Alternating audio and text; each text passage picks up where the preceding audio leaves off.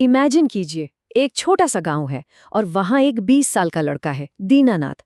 उसके पिता दिन रात मेहनत कर रहे हैं, काम में पसीना बहा रहे हैं। और हमारा दीनानाथ भाई साहब बस लेटे लेटे बड़े बड़े ख्याली पुलाव पका रहे हैं। जाहिर है पिताजी का पारा हाई होना ही था। वो उसे बुरी तरह डांट रहे हैं कि भाई कुछ काम धाम सीख लो, ये बड़े बड़े सपने देखना बंद करो। लेकिन दीनानाथ वो भी कम नहीं है। पिता की डांट के बीच ही वो फुल कॉन्फिडेंस में अपना सपना बताता है। पिताजी, आपको पता नहीं है, मेरे पास एक सुपर पावर है। मैं मीलों दूर की आवाजें और फुसफुसाहटें सुन सकता हूँ। मैं सीधा राजा के पास जाऊंगा और राजकुमारी से शादी करूंगा। बस फिर क्या था। पिताजी का गुस्सा फूट पड़ा और उन्होंने उसे घर से बाहर निकाल दिया। और दीनानाथ ने भी वहीं कसम खा ली कि जब तक ये इम्पॉसिबल सा दिखने वाला सपना सच नहीं हो जाता ना, वो लौटकर नहीं आएगा। चलिए अब कहानी के गहराई में चलते हैं, क्योंकि यहाँ से मजा दुगना होने वाला है। घर से निकलने के बाद दीनानाथ की इस अनोखी यात्रा में दो और बहुत ही अजीबोगरीब साथी जुड़ जाते हैं।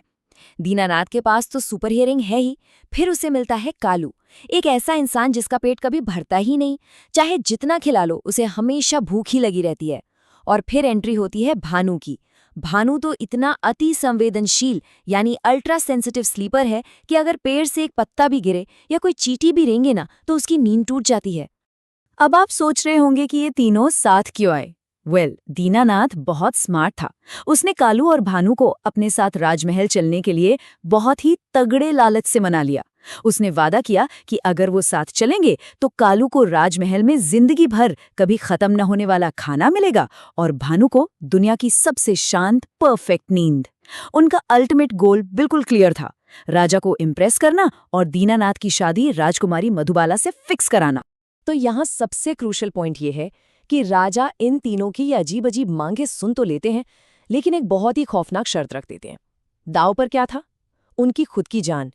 राजा कहते हैं कि अगर वो अपनी क्षमताओं से उन्हें इम्प्रेस कर देते हैं तो उन्हें उनका मनचाहा इनाम मिलेगा। लेकिन अगर वो फेल हो गए तो बिना किसी दूसरी बात के उनकी गर्दन धड़ से अलग कर दी जाएगी। No second chance. अब शुरू होती है पहली परीक्षा। शाही दावत लगती है और कालू खाने पर ऐसे टूटता है कि पूछे मत। एक के बाद एक प्लेटें साफ होती जाती हैं। वो इतनी भयंकर स्पीड से खाता है कि एंड में शाही रसोइया दौड़ते और हाफते हुए आता है और कहता है, महाराज, राजमहल का पूरा रसोई घर खाली हो गया है, एक दाना नहीं बचा। राजा और दीनानाथ तो बस आंखें फाड़े ये सब देखते ही रह जाते हैं।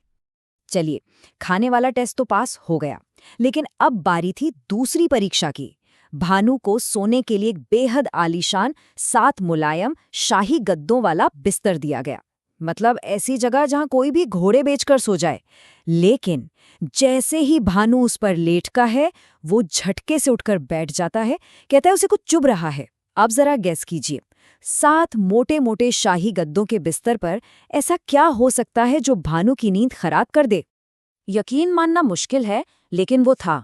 छठे और 7वें गद्दे के बीच छिपा हुआ एक छोटा सा बाल। जी हाँ, लिटरली सिर्फ एक मामूली सा बाल। और उस एक बाल की वजह से भानु को लग रहा था जैसे कोई कांटा चुभ रहा हो।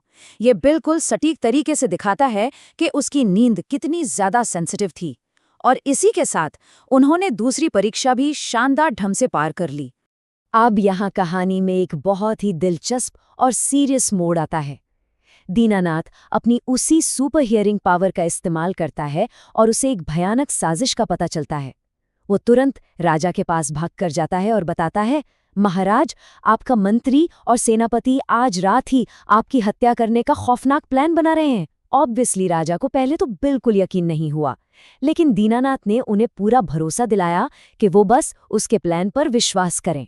इस भयानक देशद्रोह को रोकने के लिए दीनानाथ एक बहुत ही चालाकी भरा जाल बिछाता है। चलिए देखते हैं कैसे। स्टेप 1, राजा को चुपचाप उनके बेडरूम से बाहर निकालकर एक सुरक्षित जगह ले जाया जाता है। स्टेप 2, राजा के बिस्तर पर चादर के अंदर एक पुतला रख दिया जाता है ताकि देखने वाले को लगे कि राजा सो रहे हैं। और फिर फाइनल स्टेप, दीनानाथ और राजा कमरे के एक अंधेरे कोने में छिपकर उन हमलावरों के आने का इंतजार करने लगते हैं। और फिर जाल एकदम सटीक बैठता है। रात के सन्नाटे में मंत्री और सेनापति दबे पांव कमरे का दरवाजा खोलते हैं और बिस्तर पर सोए हुए उस पुतले पर पूरी ताकत से अपनी तलवारों से वार कर देते हैं। उन्हें लगता है कि बस उन्होंने राजा का काम तमाम कर दिया है। मंत्री तो खुद को नया राजा घोषित करने के सपने भी देखने लगता है, लेकिन अगले ही पल उन्हें रंगे हाथों पकड़ लिया जाता है और उनका सारा पर्दाफाश हो जाता है। फाइनली राज्य पर आया इतना बड़ा खतरा टल जाता है, राजा की जान बच जाती है और उन गद्दारों को पकड़ लिया जाता है। राजा इन तीनों दोस्तों से इतने ज्यादा खुश होते हैं कि वो तुरंत खुशी खुशी अपना वादा निभाते हैं। बिना किसी देरी के दीनानाथ को राजकुमारी मधुबाला का योग्य वर मान लिया जाता है। कालू को राजमहल में जिंदगी भर के लिए भोजन मिल जाता है और हमारे भानु को बिना किसी डिस्टर्बेंस वाली परफेक्ट नींद।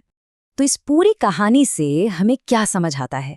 किसने सोचा था कि लोगों की इतनी अजीब और असामान्य आदतें, जैसे बेहिसाब खाना, बहुत दूर का सुनना या नींद में जरा सी भी खटक महसूस कर लेना, एक पूरे राज्य को बचाने के काम आ सकती हैं? ये सच में सोचने वाली बात है। हर अनोखे टैलेंट की अपनी एक वैल्यू होती है और जब सही टाइम पर उसका सही यूज होता है ना, तो इम्पॉसिबल भी पॉसिबल हो जाता है। अगली बार अगर आपको किसी में कोई अजीब सी आदत दिखे तो सोचिएगा जरूर, क्या पता वो किसी बड़ी चुनौती को हल करने की चाबी हो।